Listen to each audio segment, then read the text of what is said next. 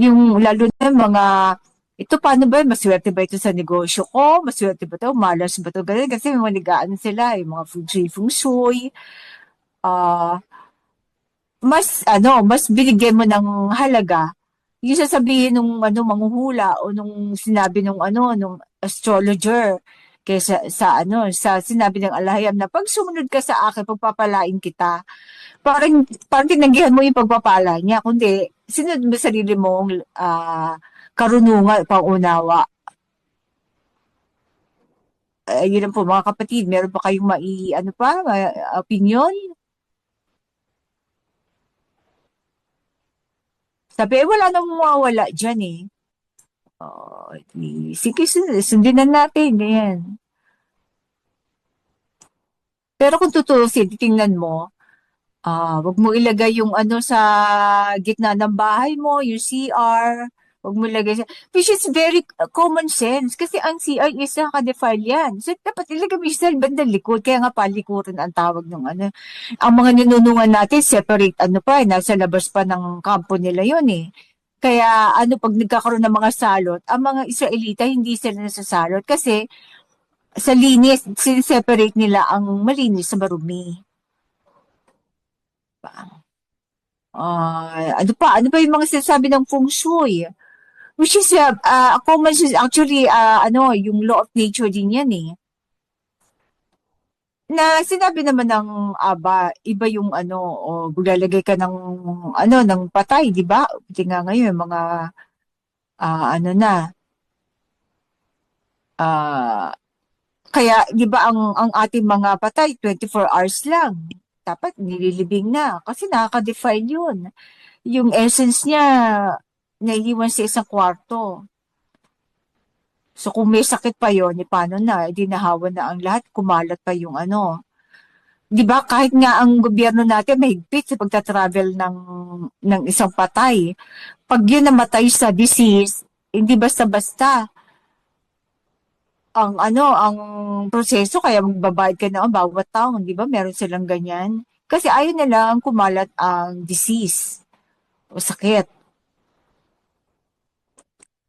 Ano pa yung mga masasabi niyo na na nandiyan naman sa mga batas ng alayam, yung mga So, kultura ibig, ng ating mga ninuno. so, ibig sabihin, yung mga bawal, yung mga position, yung flow of energy, yung positive and negative, nandiyan din pala sa Torah.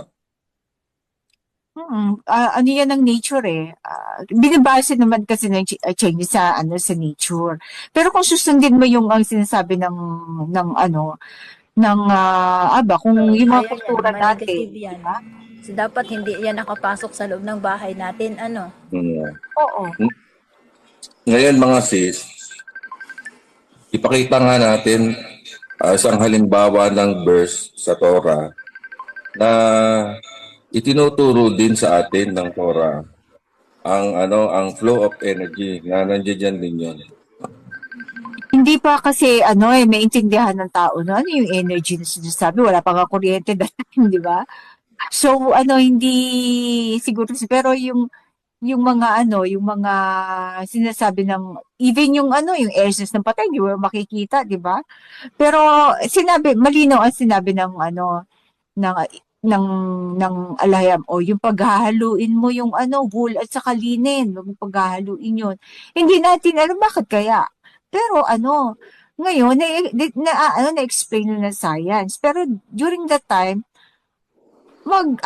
sumusunod na lang sila. Hindi na nila kini-question ang wisdom ng alayam.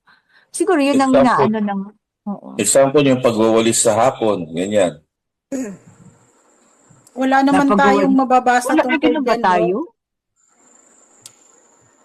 Yan Kasi ay ang mga tradisyon lalahanin mo, lamang. nasa tolda sila noon. Nasa mga sila, ang kanilang sahig, dirt pa.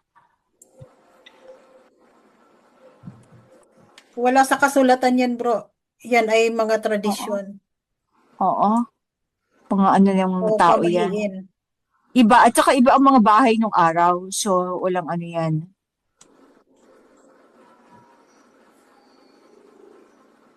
Yung sa gabi siguro, dapat bago ka matulog, para hindi ka mapeste. Hindi magfiesta ang ipis, ang langgam, di Oo. ba? Bahagi That's na a ng common ano yun, sense. bahagi ng Kalinisan. kalinisan. Bahagi ng kalinisan. Oo. Yan. Kasi wala namang ipinagbabawal na hindi ka maglilinis ng iyong bahay kung ano man na okasyon. Tulad Kasi yan ay ngayon, bahagi ng kalinisan natin. iba ngayon, tulad ngayon, iba na ang oras ng ano, di ba? May mga midnight shift na. O di kung maglilinis ka, gabi na lang ako available. O, gabi ako gising. O, so ano, wala Yung- namang sinabi na ganun.